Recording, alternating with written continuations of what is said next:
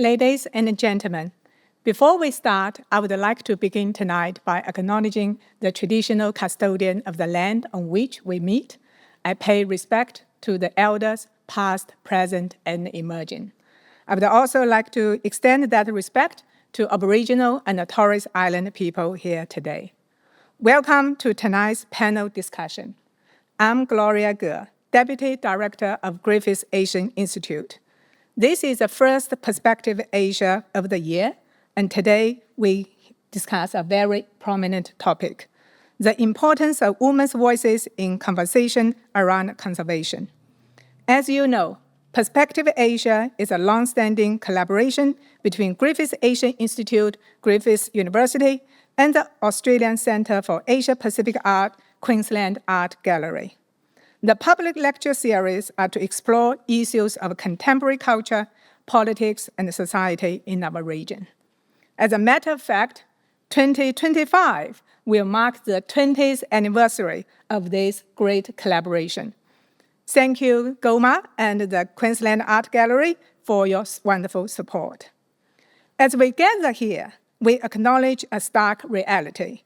Climate change affects everyone, but it doesn't affect everyone equally. Statistics reveal a gendered impact, with 80% of those displaced due to climate change being women and girls. Despite this, women are consistently underrepresented in positions of power and decision-making when it comes to environmental issues. Globally, less than 15% of environmental ministers and less than 25% of the most cited climate scientists are women. However, among all these challenges, there is a hope. A growing body of scientific evidence suggests that empowering women in natural resource management not only benefits communities, but also strengthens conservation efforts. Studies have shown that increased participation of women leads to more equitable benefit sharing and improved conservation outcomes. Today, we're honored to have with us distinguished speakers who have been at the forefront of advancing gender equity in conservation efforts. Firstly, let's extend a warm welcome to Robyn James, the Gender and Equity Director in Asia-Pacific at the Natural Conservancy. With over 20 years of experience, Robyn has been a driving force behind conservation efforts in the region, prioritizing collaboration and inclusion for marginalized communities. Currently, Robyn is pursuing a PhD in women and conservation. Robyn's dedication to creating brighter, safer futures for women is truly inspiring. Joining Robyn is Madlyn, the Partnership Program Manager for the Solomon Island Program at the Nature Conservancy. Madlyn's work in the Solomon Islands has been instrumental in ensuring that women are not only considered, but actively included in the conservation initiatives. With her support, 3 women-led groups, including the remarkable KAWAKI Women's Network, are making significant strides in conservation efforts within their communities. Lastly, we are privileged to have Dillie Maezama,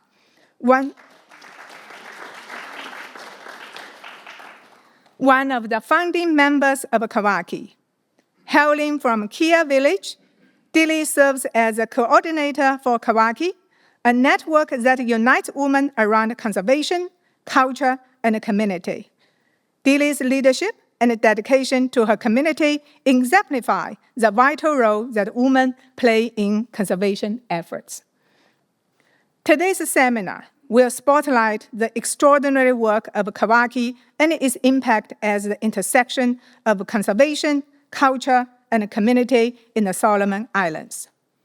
Let us reaffirm our commitment to nurturing strong women leaders in conservation and to advancing gender equity in environmental decision-making.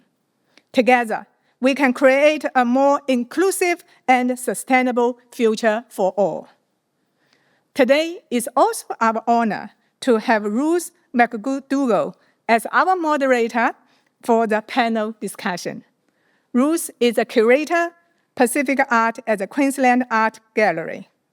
In this role, she curated many exhibitions, including #1 Neighbor Art in Papua New Guinea, 1966 to 2016, and several Asia-Pacific Triennial of Conservatory Art, just to name a few early ones.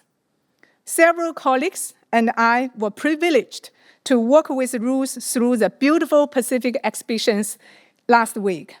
I did say to Ruth last week, she has the best job in the world, having the money, traveling around, buy the art that she likes. But one bonus coming with her job is to host a panel discussion like tonight. So thank you. Please welcome Ruth to join our wonderful panel speakers, Robyn, Madlyn, Dillie, to the stage.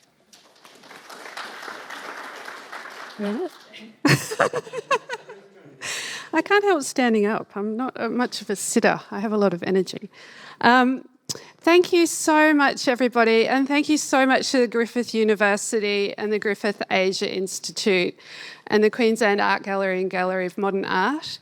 As you may have heard from Gloria, we are embarking on a partnership around community conservation and culture with KAWAKI, the Nature Conservancy, Quagoma, and now with Griffith as well in this seminar series. And it's been a pure, utter delight to work with all involved. And I feel very privileged to be part of this incredible cohort of people who are trying to improve the world. So thank you so much. And I'm delighted to be here with my incredible friends, colleagues, sisters tonight from Solomon Islands.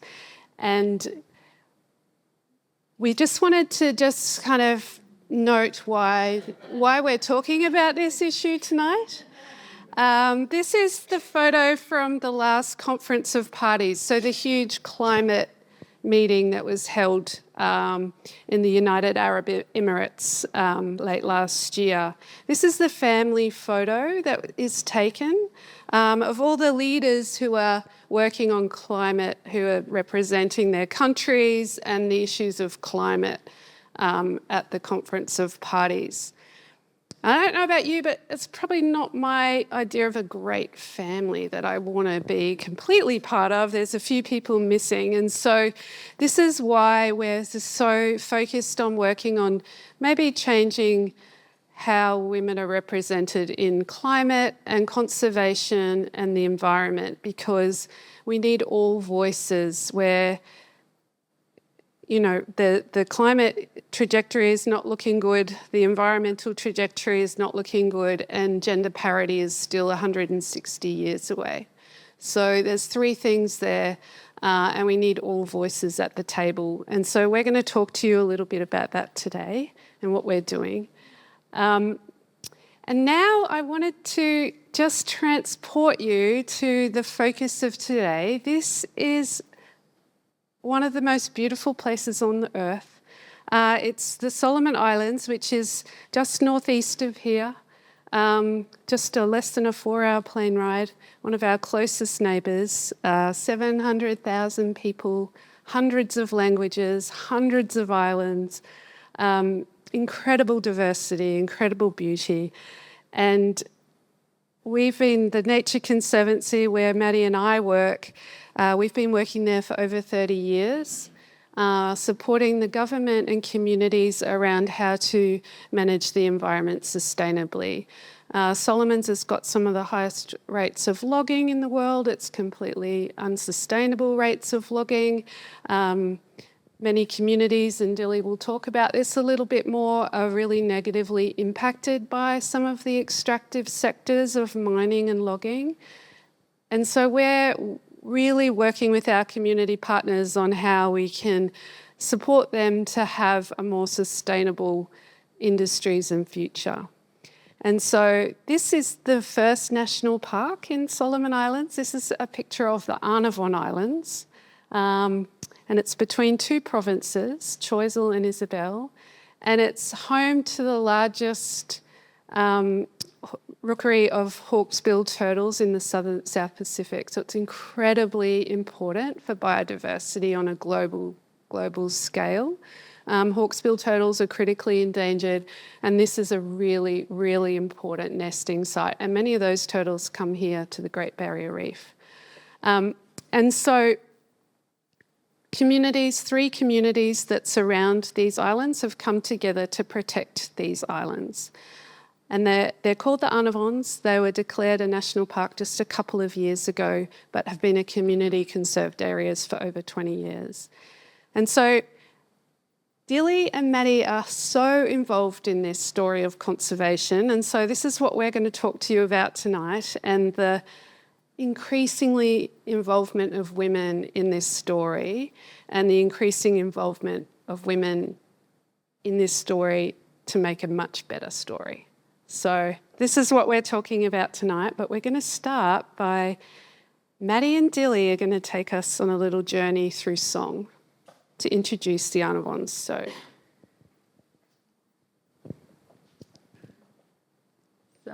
thank you, Robyn. This song is composed by the KAWAKI women when they were getting together to talk about how they would form the group. They come up with this song, and this is a way they introduce Arnavons to the children and to the community. So we want to introduce Arnavons to you through this song as well.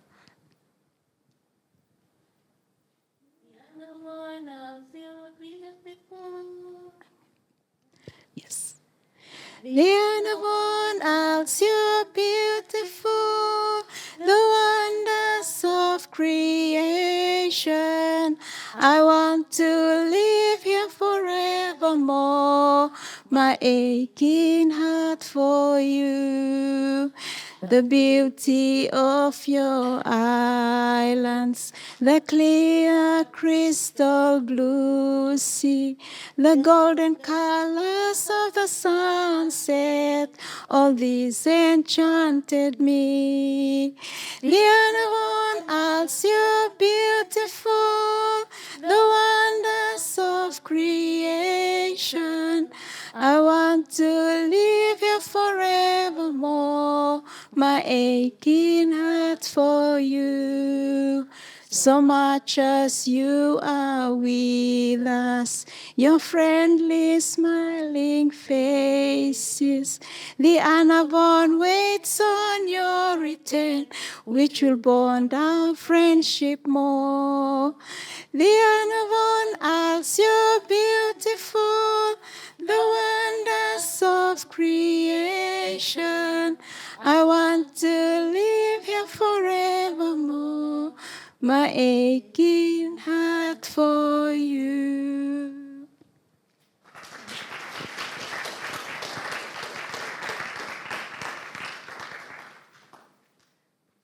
Thank you, Dillie and Maddie. That was so beautiful. And a lovely introduction to the Arnavons and how special they are for the communities that live around them and to anyone who goes there. So we're going to start our conversation now. This is a picture of Kia Village, where Dillie comes from, in Isabel Province, where Maddie also comes from. And just to give you a bit of an idea of a sense of place of where our team is located. And there's no roads, so all the transport around there is by boat. So it's just a nice picture to see where we are. And this is our wonderful Madlyn in her natural environment, not on a stage in front of people in Brisbane. On the Arnavon Islands, where we said it's the largest and a very important turtle rookery. And there's Maddie with one of the turtle hatchlings. And I'm going to use this backdrop as a photo just to ask you, Maddie, to talk to us a little bit about yourself and why you came to conservation and why you want to work with women and gender. So thank you, Madlyn.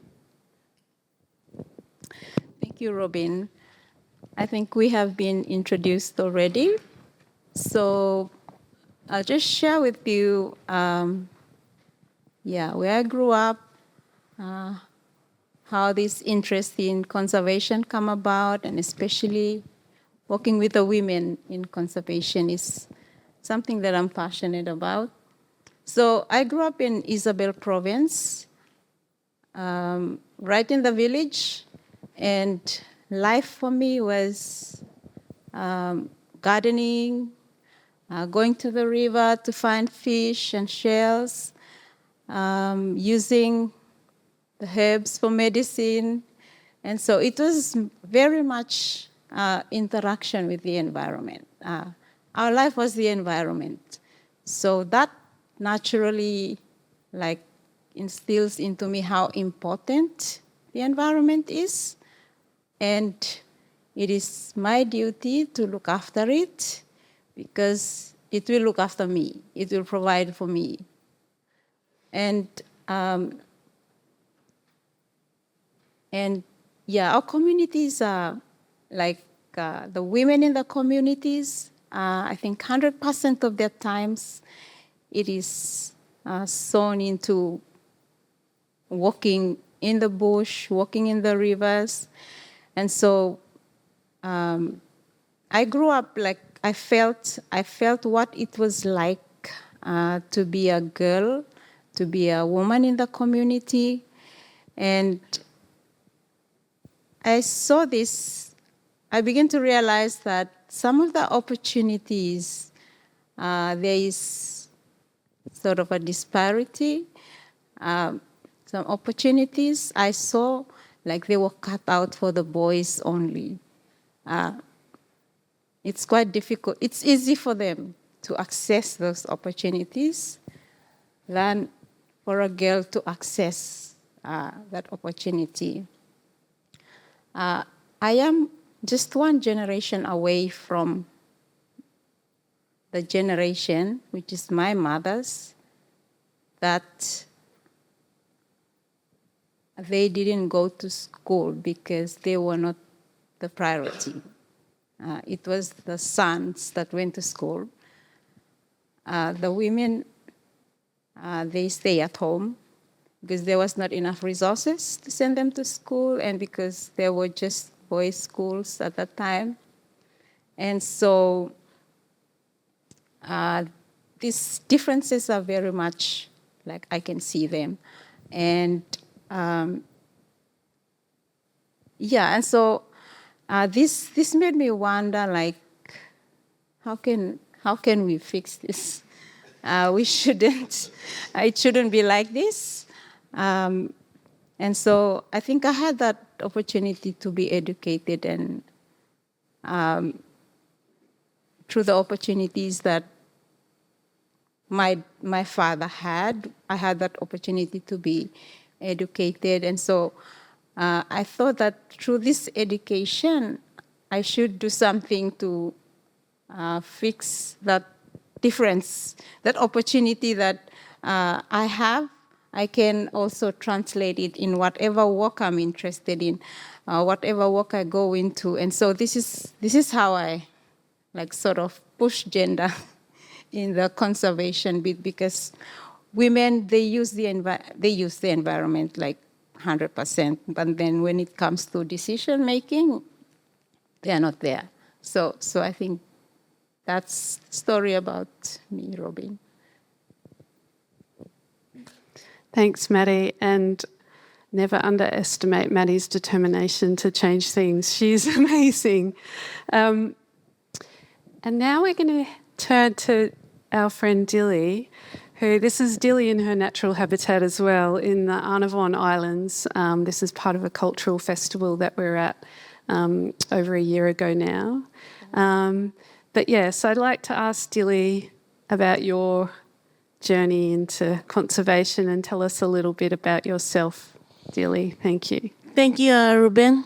Yeah, I'm Dillie. I was born in Honiara, the capital of Solomon Island, and was brought up there with my parents in my childhood and when I was 25 years old, I decided to go back home to my mother's land. Because my dad always told me that your mother's land is your life. And the land is your life, and life is your land. That's what my parents told me. So I decided to go back home when I was 25 years old. And when I stayed back home, I learned lots about my grandparents doing sustainable harvest in our natural resources. So that's how I'm interested so much to work as conservation, because I see this from my grandparents and from my parents, that they told me how important the environment is. And I learned my environment from my grannies through songs and through what we go and touch, feel, see, and we live with it, with our real living environment. That's how I'm very strong to walk along with conservation work.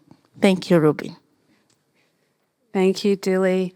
And we'll hear more about Dillie's journey and the incredible work she's doing to sort of influence Solomon Islands overall as well as we go along on this story.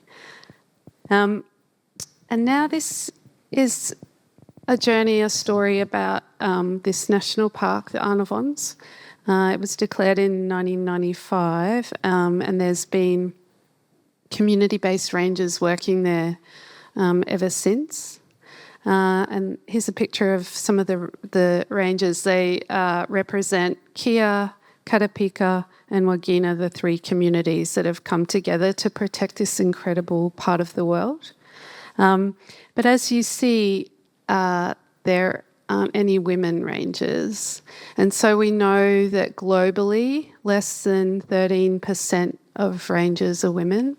This is one of the most important paid jobs in the environment. It's one of a very sort of stable, regular income that often is hard to come by when we're thinking about environmental jobs. But yeah, so few women. And so the group that Maddie and Dillie have been leading have been really trying to think about how do women work in conservation, work in the environment, but also receive some sort of income from that. But there's a lot of challenges with this. And so I'm going to turn to Maddie now to ask her about what are some of the challenges that you've seen since you've been working in the environment and as a woman in Solomons or a woman in general, and how are we overcoming some of those things? Thank you, Maddie. Thank you, Robyn. So I think I'm going to share just 3 out of the many. These are challenges where we have to face every day and make decisions around. They are embedded in the systems of the communities. And so, this is something we have to face every day. I think the first one is the power dynamics that are existed in the communities in terms of leadership. Men have more power to make decisions. It's like that's their place by default, something like that. They are there.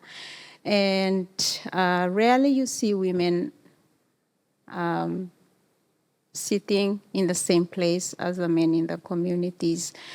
And so even if there is a good idea, even if there is a concern, even if there is an issue that affects the women, but the last say will come from the men.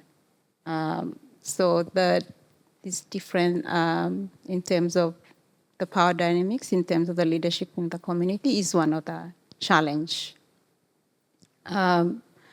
So we have to look for ways in which women can be accepted in those roles, as leaders. I think that's the first one. Secondly is the perceived role of the women as domestic person, a child, a home carer, or a domestic person. This has caused sort of a bias to the women in the communities and have sort of put them in that place for a long time. And their role in the households are not paid. And often it is undervalued, it is not valued and appreciated. And this role, like, it takes up from morning till evening. And so they do not have the time to be involved in other opportunities that are there for them. So that's one of the difficulties when we want to offer opportunities, but then they do not have the time to come there. And so when the programs that are designed in only one certain way, then the women will always miss out because of this this kind of thinking that they only are staying in the house. And lastly is their vulnerability to domestic violence in terms of changes that come, or the changes that are coming into the communities. So for example, like we want to, they are now wanting to involve in conservation. They want to attend this meeting or this training, and they have to move out 2-3 days away from maybe their families. There is a certainty that there will be retaliation from their partners because they are now building their confidence. They are now moving to something new. So the partners feel threatened. And so there's this vulnerability that they will experience some sort of domestic violence. So these are some of the challenges that the women face. Thanks, Maddie. These two photos are interesting because the one on the right is, they're rangers, they get paid. The one on the left, we know that women globally do 2.5 times more unpaid work, and a lot of that work is caring work. So it is really difficult for women for their work to be valued in the same way. And we all need money to live, to pay school fees, to do all these things. So one of the solutions that we're going to talk about today is the group KAWAKI, which is Katapika, Wagina and Kia, the first 2 letters of each of the communities that have come together. And Dillie and Maddie have been instrumental in this group, in developing a group that's gone from 4 people about 7 years ago to over 400. And I'm going to ask Dillie now to talk about how KAWAKI came about and the story, a bit of KAWAKI, and why you had this idea. Thank you. And thank you, Robyn, for... KAWAKI was formed because we women from the 3 communities saw that most of the time in conservation was men. So we're thinking that we should involve inside too. So we want to form that KAWAKI organization for our voice that we share starting in the morning, right back in the evening, in the kitchen. We want to spell it out, our voice, in conservation too, because as we know, women are the front leaders of the family, the community, and the church. They are the main harvesters of the natural resources because they feed the family from morning to evening. And so we think that we should form a women so that we have a voice in conservation. And Dillie, can you tell us a little bit too about how it's different when we have women's voices around things like what you notice with climate change that maybe others don't notice when you're in the garden and things like that. What do you see what do women see around climate change?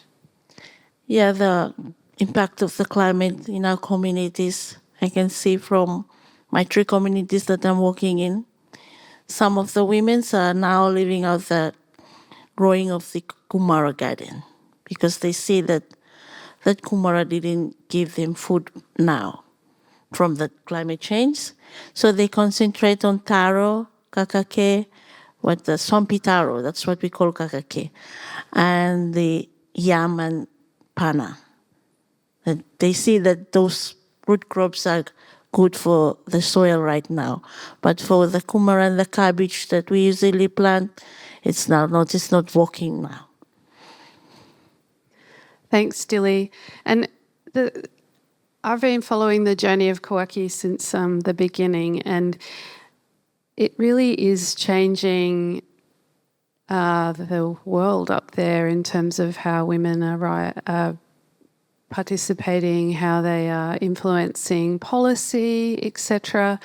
And it doesn't happen by accident. So this is a photo of Dillie in the community. So when KAWAKI was formed, they were really, really adamant, I guess the word is, that the Arnavons, for example, couldn't be just for the few people that get to go there, that have the money to have the fuel to get in a boat, and that they needed to take some of this extraordinary information and beautiful pictures and lessons out to all the communities around Arnavons. And this photo is of Dillie doing an awareness program in one of the villages near Arnavons, but she and her team have done awareness to thousands and thousands of people. And so I was just going to ask you, Dillie, if you could tell us sort of what the changes are that you've seen for women and for the communities over the 6 or more years that you've been doing this awareness and working with KAWAKI. Thank you. Yeah, thank you, Robyn. As far as I see, since KAWAKI formed, there's a big change in women. And one is that Robyn told us, the awareness around the community. So we did for the community people and also the children in the schools, our primary schools and our secondary schools, and also our church groups. We do awareness for them.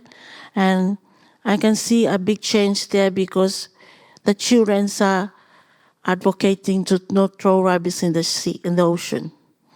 So today in our community here, children telling us don't throw rubbish in the sea. So I think that's one good thing about the involving women in conservation, because women are talking with their children every day and every hour and every minute, seconds. Yeah. Thank you, Robyn. Thanks, Dillie. And this picture is during COVID. I don't know how many of you know, but during COVID, when we first started locking down, it was really difficult in Solomons. There were the supplies ships stopped. There wasn't enough food, etc., supplies, and so there was a mass migration of people back to their communities and back to their villages. And the women were KAWAKI women were really worried about the spread of COVID and the lack of any sort of health facilities to deal with that. And so they quickly mobilised and did an incredible campaign across all their communities around washing hands safely, and I'm sure they saved countless lives on this awareness program. So it's just one of the millions of things that Dillie does not think it's amazing, but all of us are like, that is amazing.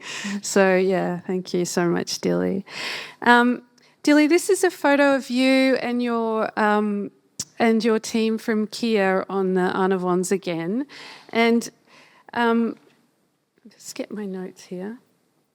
I wanted to ask you, this is a photo of joy, of celebration on a island that until recently, until KAWAKI, there wasn't really any women going there. Can you tell us what is one of the highlights, or what's something that you are really excited about with KAWAKI and your work? Thank you, Robyn. Yeah, one thing that I can see from the picture can tell you how happy we are about the organization when women are involved in conservation. Because when we go into conservation, we learn more, and also we build a capacity in many ways. And also we know that the land, conservation, the land and the culture, and we, the people, are all connected. So then we see that it's very important for us. So our culture is also connected to the conservation. And that's why we celebrate the culture in conservation area, because culture is connected to the land, and the land connected to the people too. So we are all connected. It's like a humanity genealogies. Yeah. Thank you, Robyn. Thanks, Dillie. Now I'm going to pivot over to Madlyn, even though we're going to talk about, this is Dillie's mother and her aunt. But Christina, Dillie's mum, who's there on the, I don't know my left, my right, but that side, this is Dillie's mum, and she's an inspiration to every single one of us, but also speaks to the generational, intergenerational aspect of KAWAKI and the work that we're doing. So really bringing along children, but also respecting the people that have come before us and the people that have so much knowledge and wisdom. And these two incredible women are two of those women. But I'm not going to ask Dillie, I'm going to ask Madlyn to talk about why Christina's so important and how she's motivated you as well and inspired you. Yeah, so I shared today about the opportunities given to women for education in the generation before us. So there were like quite a few, very few women who attended education. And Christina is one of them. So she's educated. She's been working in the public sector for some time, and like Dillie said, when retired, she went back home. This is one of the important things I've seen working in the communities, and as a member in the community as well, to have role models. We can talk about the issues, we can highlight them, but if we don't have models, there's nothing to show the way for us or a pattern for us. So I see Christine as a model for the KAWAKI women, and she's been doing that since the beginning of KAWAKI and before KAWAKI. And so there's in this Anavon protected area, there's a board of management that manages all the affairs there. And since its beginning, that's 1995, they were all men board members. And so there was this need, the women wanting to be involved. And so they chose Christina as one of the reps for the women in the board. She's the first rep women in the board. And Christina went in and started influencing all the men there that, look, if you get the women in, this work will be more better than. So when the women, it was difficult for the women to go into a structure that is already set there and accepted. So even if they go there, maybe the voices are less. So I think this is why they decide to form their own group so that they can talk freely, they can come up with the idea freely. And then Christina was vetting for them in the board. See, if you let KAWAKI come, they will do this. And so the idea was quite, like the men were like quite standing back from the idea. I think it's not a good idea. But then Christina was, see, they will do this and this and this, because you have been coming to Annavon and you went back and don't tell the story to the people there, so they don't know about Annavon. If you get the women in, they will help you do the work in the community. So I think at the last minute, when the women were already there, then she convinced the chairperson at the time, who was a very strong a chief and a male person, and finally they said, okay. So yeah, that's how KAWAKI formed, and it is because of like one woman in the place talking, and so this is why I say here is a model. There's a model there, and she's been supportive. She's supportive of KAWAKI, encouraging KAWAKI through all the challenges that I have shared today. She continues to be that model, and she's very vocal as well about the issues, and always encouraging the women, don't stop talking. Keep talking and keep talking, and slowly we will change this status that is currently in the community. So that is Christina, and she inspires me as well. That's beautiful, Maddie. I don't know if you'd like to say anything about her daughter too, seeing she's here in front of us. Her daughter is now amazing like her mom too. What about Dillie? Do you want to tell us all the incredible things that you do in your community? Sure. So, thank you, Robyn. Yeah, out of this KAWAKI, the capacity building that we have in our communities, some of our members in KAWAKI, example for me, I have 4 roles in my community. The first role is working with the KAWAKI women. Second role is I'm the chairperson of the parish council of my church. So I look after 5 churches in this parish. And also I'm the board member of the Diocese of Isabel Electoral Board member. I'm one of them. And I'm the secretary of the House of Chief in my community. So I hold 4 posts without the payment. Thank you. Exactly. And Dillie undersells this, but she is a chief in her community. And were you the first woman chief, or one of the first women chief? One of them in my community. So she's an incredible woman. Thanks. Thank you so much, Dillie. Thank you. Let this thing go. This is KAWAKI. Ruth's in this picture. This is a celebration we had on the Annavon Islands a year and a half or so ago, bringing together culture, community and conservation. The 3 communities that have come together to protect the Annavons have incredibly diverse cultural origins and different stories that they like to tell, so bringing all of these cultures together to celebrate that.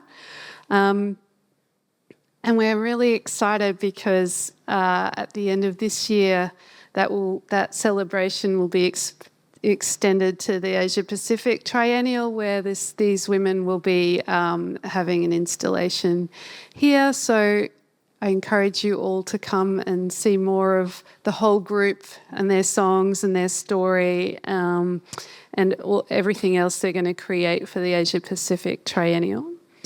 But we're going to start concluding now, and I just wanted to see if Maddie or Dillie would like to say anything else about the celebration of women that we've been talking about, the influence in Solomon's and more broadly, and anything else you'd like to add? Maddie, you look like you'd like to add something. Yes, so maybe something that I've learned working with the women's group like KAWAKI. I think I would not have learned this if there was no women group there. This is something that is so vibrant. It's in the heart of the conservation work for KAWAKI. And I've seen that the connection between the culture and conservation, and how KAWAKI is celebrating the cultural part of it to explain how they do conservation in their lives.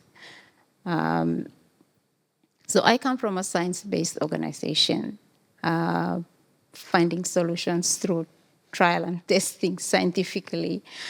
Since working with the KAWAKI, I've learned that their culture is their science.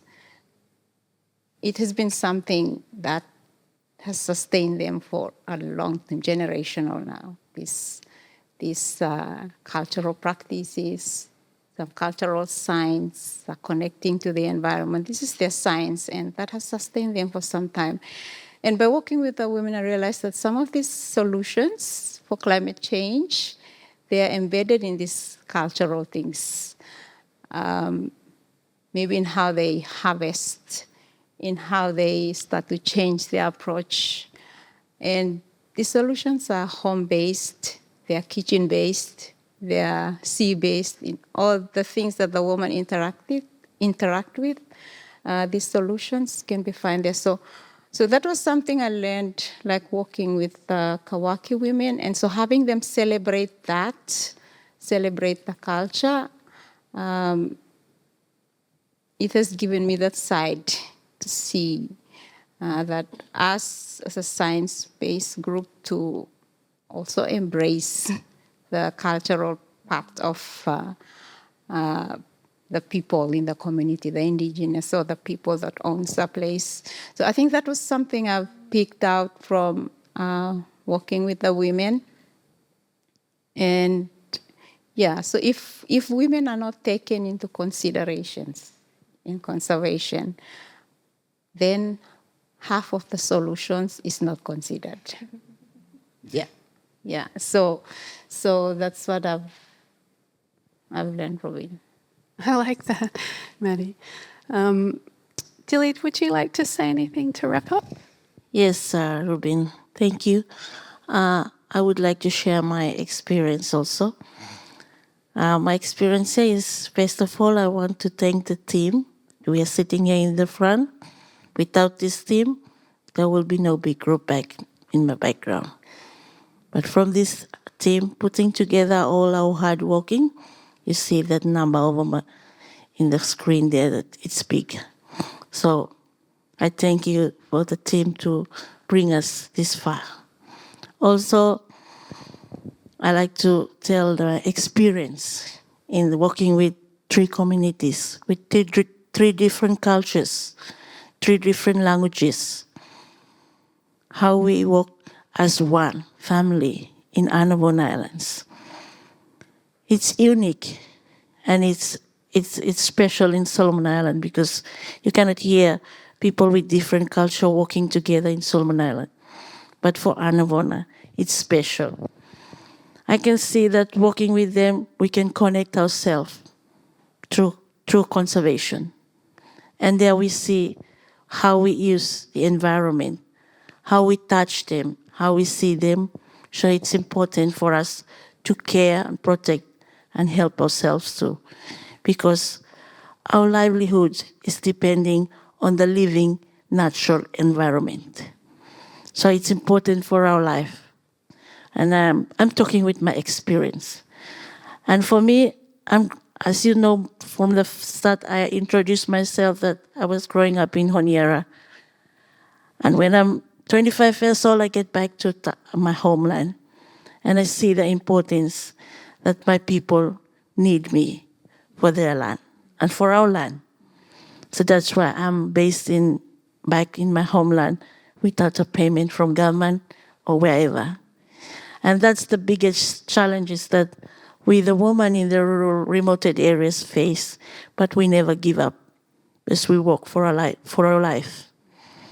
So without a payment, we still involve ourselves in conservation work so that our future for our future children will be better. And our goal is, I hope that our children today will be more into conservation and sustainable harvest for our natural environment and our beauty of our land. Thank you.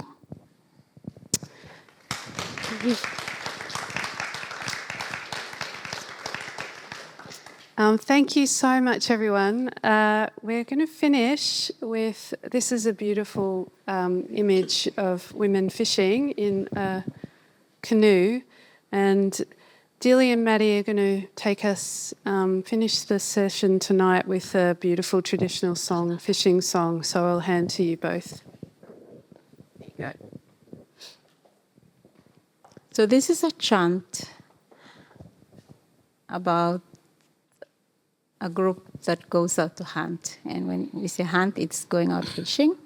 And this is the story of them relaying the message on their arrival. And so this story involves them telling the people where they have been to, what they have done, what rituals they have used. They followed the guidance of an eagle to point them to the place to hunt. They know their reefs, what kind of reef to hunt for which fish. And so they have taken their harvest and have returned. And through this song, the people will know even the amount of the harvest they have taken. So this is the song describing that.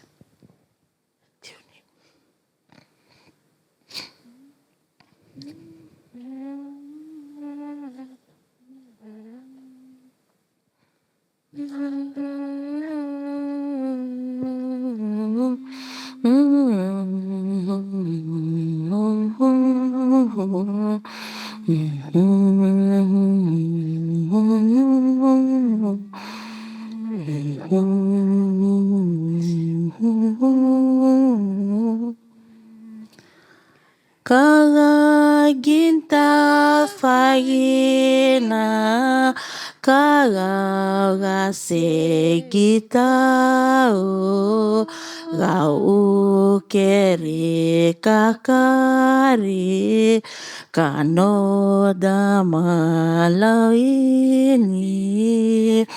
gue oro gue Nakega esiakale mai lo bule no dolo kaira zao no ko visiro pakaomo rogue o rogue Kaira ligoso maduko manigi zaona kele kele na kela il pameo rogue o rogue Yamanezi polohabu maneva kololuka nisoruki yorina kaikena bategena rogue o rogue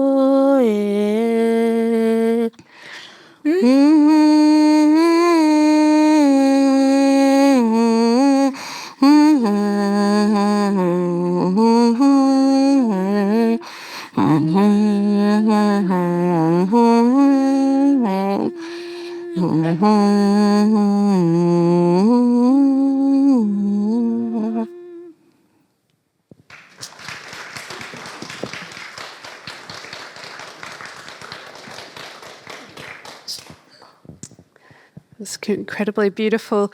Thank you so much, everyone. I think, Ruth, are you doing the Q&A or would you like me to do the Q&A? You can do it.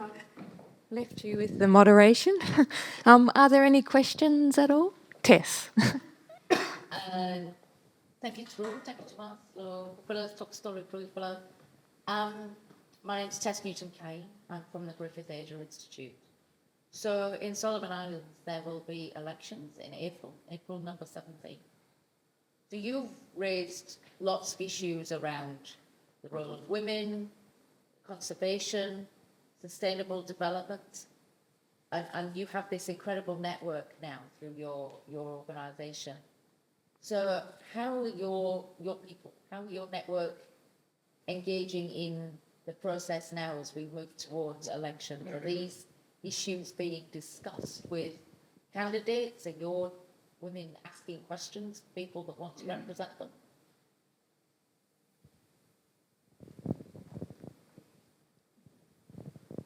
Yeah, so thank you for the question.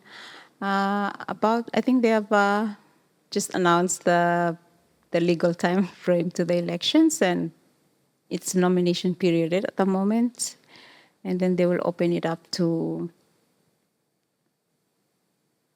the campaigns, and that would be the time, the candidates come out to to do their campaigns. I think for the conservation, though, the conservation for the KAWAKI, I think much of the talk we have been doing around them is through capacity building, the leadership, and so like characters of what to look out for in leaders. It has been like discussed in terms of running projects or running the small projects in the communities. Like it's not discussed in the term of like the political thing, but I think the women have the idea, like they have the idea what to look out for in a leader. And that could be something we could go around, we could let them, remind them again of who to look for, even raise this issue with the campaign candidates coming, the concerns about the environment, especially this, the policies on how to manage the environment, and also extraction, the logging, and all of this. So I think that is something they would ask the candidates, but at this point of time, it's us like raising them to how to run their projects, how to be leaders in the communities. Yeah, I think that's all I can reply to that.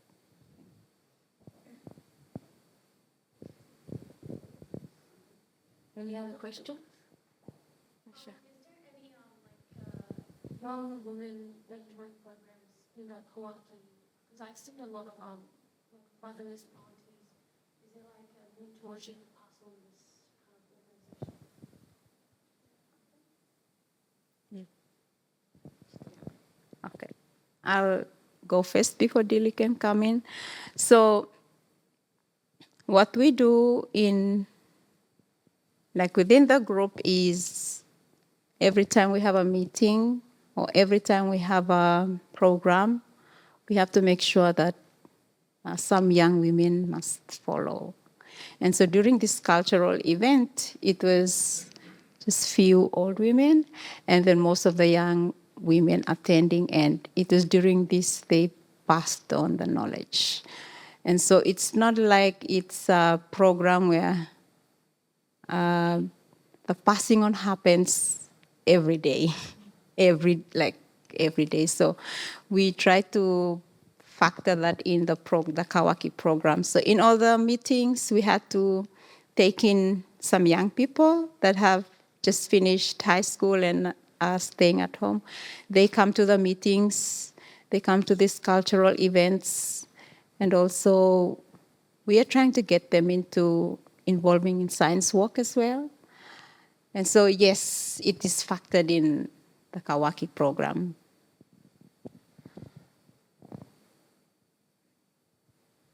Yeah, thank you, Madi.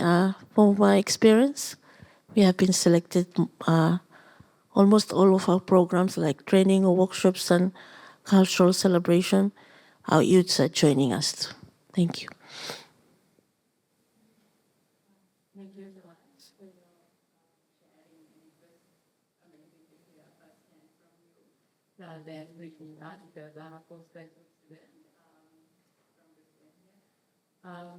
I would like to know, you said about domestic violence, men are talking about women taking up decision-making levels. I would like to know a bit more about how women have how women have solutions or how we address this type of situation. If you can give an example.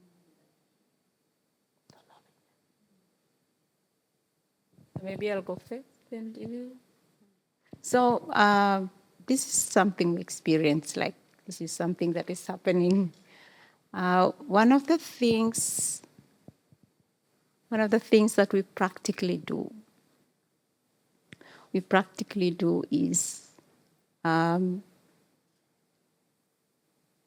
because like we have to take these women out from their communities to go somewhere to do the training. I think the first thing we do is get the women to like ask their partners about this, if it is okay. What I see is when we involve the partner, get the partner in to see what the women are doing, and that's how you rally their support. Sometimes it's just misconceptions. That's why domestic violence comes in.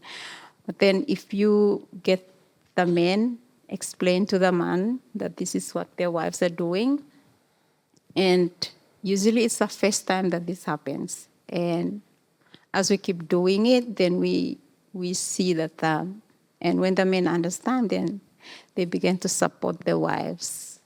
So I think to see women's group not as just a woman, but as a family unit, to always consider the partner when we carry out the activities.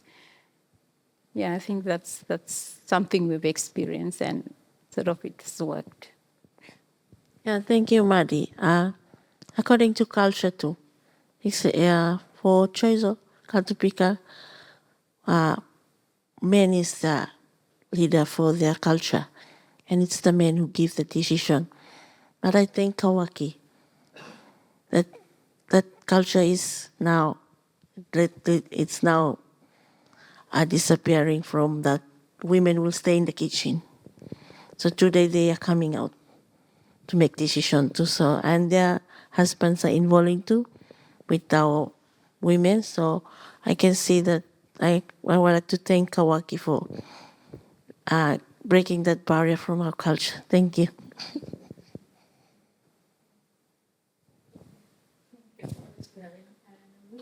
At university, we don't have a large cohort from violence, but we do have students coming from Western Ireland. So some of them will stay after graduation, but they will return to their homeland. Do you see any significant role that those returning students play in the conservation that in the community, or even the kids or community? For the students who come to here, Australia, to get education.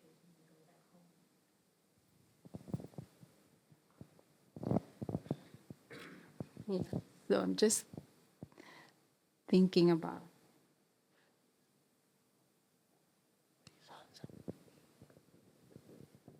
So like you were asking about the students who have been here and have returned, and yeah, like personally, for me in the work that I do, I haven't come across like any student like that.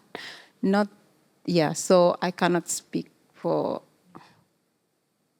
Yeah, I cannot share with you the experience, but I think there are some which I know that they don't do it for the environment, not the conservation bit, but they are doing it for other fields like the media, they're involving in that. So I think they are contributing back to the communities, but I haven't met any that in the conservation field.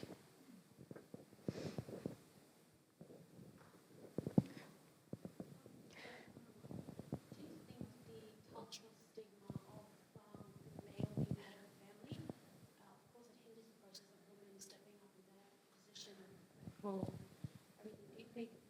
there ever be a time where, even though it's culturally diffused, where you rise up to change that? It don't happen, but my question is, can there be like subgroup, a main group of women holding position within the KAWAKI, not just the subgroup, but the main group? What does that look like now in terms of moving forward? I think that would take time. It definitely would take time, but then it has to start somewhere. So I think from how I see it's going now, it's 6 years with KAWAKI. And like Dillie said, it was after KAWAKI formed that now she's holding these 4 positions. Just because through conservation, they have built a capacity, and now the community is recognizing what they have and now putting them into these positions. So I think we are heading there. It will take a lot of work and a lot of people pushing this and not backing down, but I think we will get there, because the Dillie story sort of gives me that hope. She's been elected last year for all these positions, and not only Dillie, there are many other women who have come through KAWAKI, and now they are holding those positions. They are coming to me and said, hey, they're asking me to do this, because they said we have been trained, So I think it's that, like building the women, and from all the good works that is happening because of KAWAKI. Like that's the thing I've shared with Robyn, like too many expectations around women. When they see good things, then okay, you can go in. And so that's what these women are doing, like the positive results coming out, and now this acceptance coming in that, oh yes, we can change this, we can put them here, we can put there. It will take time, but I think that's the main drive. We are going towards that. Just to follow up on that question, I wonder, how does KAWAKI engage with men? I don't know that you allow them as members, but do you have activities where you include them sometimes? And not just men, but boys as well. What role do you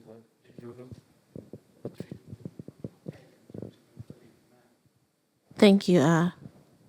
Awareness, when we go do awareness, we usually take some men and boys to follow us, because when it comes to talking about the total, we use the ranges from the animal to talk about totals in technical part of the total.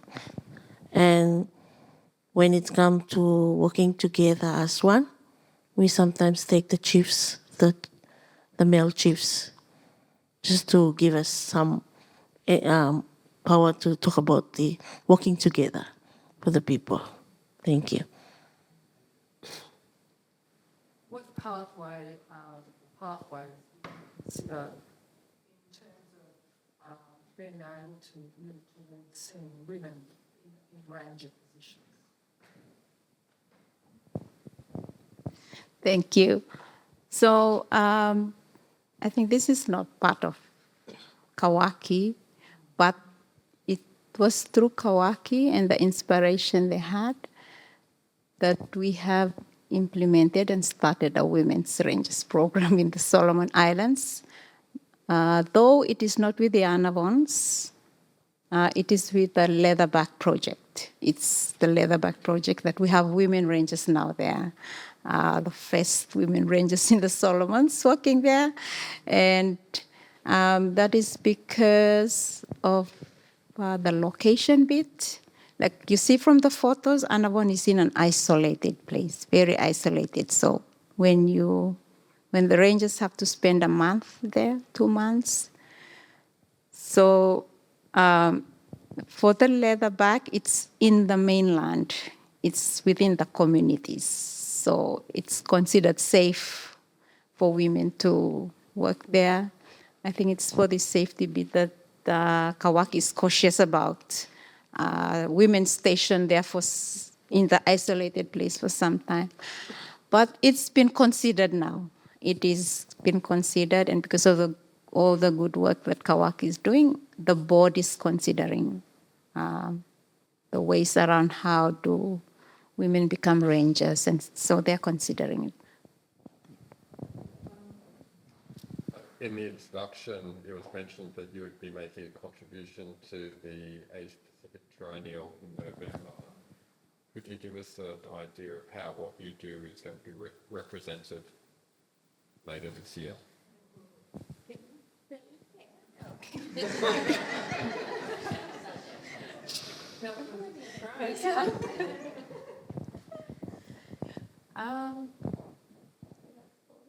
Okay, so they want to tell a story about conservation. They want to tell a story of how they're intertwined, their lives, they're intertwined with the culture, the land. And so, yeah, it's difficult trying to combine 3 different cultures together to form that story. But that's the story they want to tell of how Annabons has bridged these 3 different communities together, and it is through conservation that they have put their cultures together. And the symbol is Tetol, because Annabon looks after Tetol. So the story is centered around Tetol, and then it goes around what is important to women in these 3 communities, so bridging these stories of how the Tetol links all these communities together. So that's what they will be putting on through dance, through songs, through chants. I think we have introduced some today. So yeah, that's the story of what the KAWAKI will be doing in that shrine. Yeah, thank you, Mari. We centered Total our story. We put Total as our main story in that thing because Total connect us all. That's why we put it totally self-centered story here. It's connect us right and where I'm sitting now.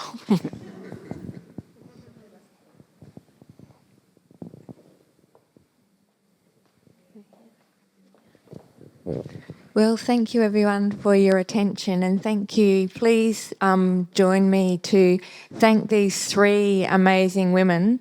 I think the thing that I got out of tonight was 2 words. The first one spoken by Maddie, which was heart. And listening to them talk tonight, it's very, very obvious that all of their actions come from that place, and the incredible love that they have for their people and for the place that they're connected to. The second word was from Dillie, and it was unique. I don't know of another organisation in the Pacific that's doing the work that KAWAKI's doing. It's an extraordinary story and extraordinary work that they're doing.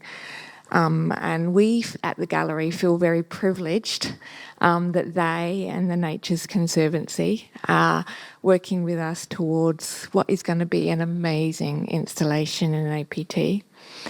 Some of the things that Robyn and Maddie and Dillie have shared aren't so nice figures, talking about domestic violence and the lack of representation of women. But one of the things that KAWAKI taught me when I had the privilege of going there with Robyn for the Cultural Festival is the power of unity.